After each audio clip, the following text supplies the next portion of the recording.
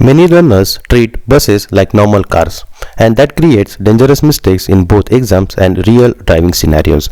In this video, I will explain how bus priority works in Germany, especially near bus stops and city traffic.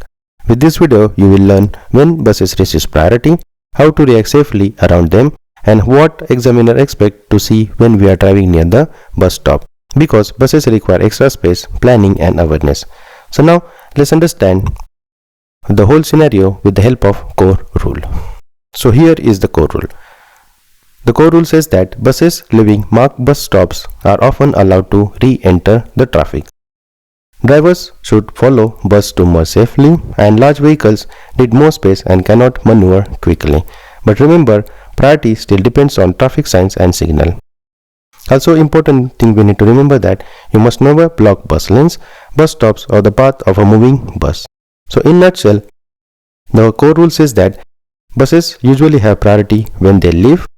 When they indicate from the bus stop, usually they will be having the first priority. So always allow them to come into our lane and do not block their path. But still we need to remember that priority is still depends on the traffic signs and signal. If you found this video helpful, please like, share and subscribe to my channel for more practical driving tips and guidance in Germany. Now let's understand the whole priority rule with the help of a diagram. So now here we can clearly see there is a city road traffic, and now in this case there is a bus coming to bus stop. Now here the bus is waiting at the bus stop. At the same time the car is coming behind the bus, and now here we see one of the important signboard, which is a priority signboard. Now in this case the bus driver wants to go straight and additionally car wants to go straight. But now here, now as the bus is in front of the car, so here we have to wait because pedestrians still can get on the bus. Then some of the pedestrians get out of the bus. So in this case the priority will still be with the bus driver. So in this case we have to wait behind the bus. So now when we talk about the priority, so this confirms that the bus will have the first priority and the second priority will be given to the car. So when we analyze this situation, this confirms that the bus will go first, and once he crosses the section of the road, then the car will drive straight ahead. So this is how the priority will be given. We need to also remember that if the bus signals to move, we have to reduce speed if necessary. Then we have to allow safe merging when required and stay predictable and calm. Do not pressurize large vehicles to move. So now let's understand when this rule does not apply.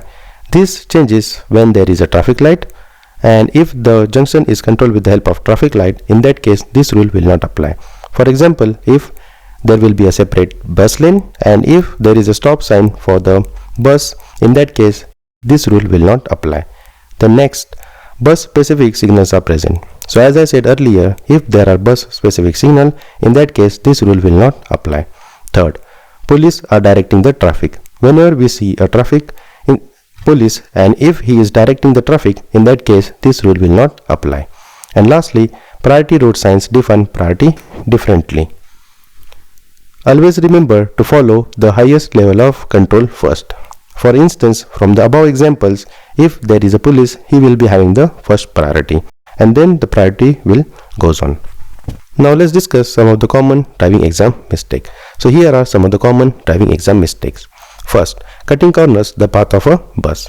For instance, if we are driving in a bigger cities, there will be a separate bus stops or bus lanes. Normally people will cut the lanes. Second, stopping inside a bus lanes. Normally this is not allowed. Third, driving too closer near a bus stops. And fourth, ignoring bus indicator or movement. Examiner will look carefully at how you behave around public transport. Now let's talk about what should be the correct thinking process. When driving near buses, think like this. Firstly, we need to check or look for the traffic lights and signals. So if there are traffic lights or signals, we have to follow them. Then we need to observe the bus movement early. For instance, if he waits for longer time, then we can complete the overtaking maneuver. But if suddenly he indicates, then we have to wait and allow him to pass and come in the main lane. Third, ensure you are not blocking bus lanes or stops. And lastly, leave enough safety distance between the two vehicles. Always remember, observe early, then respect large vehicles. I have also recorded a practical driving video where we interact with buses in real city traffic. That video will help you to understand safe positioning and timing around large vehicles. That's it from this video. Now you clearly understand how to drive safely around buses in Germany.